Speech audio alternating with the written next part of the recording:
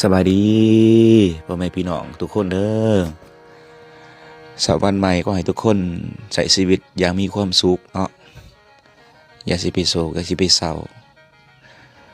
ทุกสิ่งทุกอย่างทุกคนเนาะอาจจะมีปัญหาในชีวิตเดี๋ยวมันก็ผ่านไป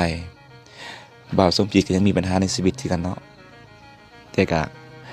สู้ต่อไปบ่าวสมจิตก็ได้หลายสิ่งหลายอย่างในชีวิตของบ่าวสมจิตพี่น้องเอ้ยมีทั้งความสุขและมีทั้งความทุกข์ตอนนี้นี่รู้สึกว่าทุกข์หลายกว่าสุขเนาะพี่น้องเอ้ยบ่าวสมจิตก็ได้รู้สึกว่าทุกข์ใจแห้งหลายเนาะแต่ก็พยายามสู้ต่อไปสู้เพื่อคนที่เรารักเนาะยังมีคนที่เรารักอีกเนาะ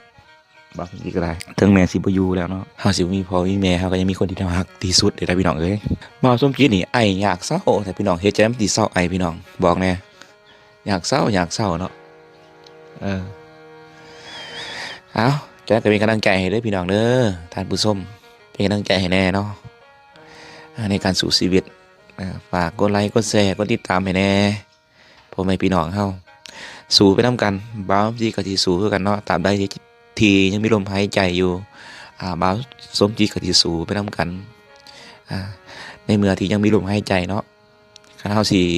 บ่สู่ไผใดสิบ่สู่เพื่อเฮารักตัวเองให้ได้ที่สุดเนาะถึงสิบ่มีไผเฮาพยายามให้กำลังใจตัวเองคนที่ดื้อถูกเฮาสามารถเอามาเป็นแรงผลักดันเฮาให้เฮามีกำลังใจสู้ต่อไปเอาสู้ๆ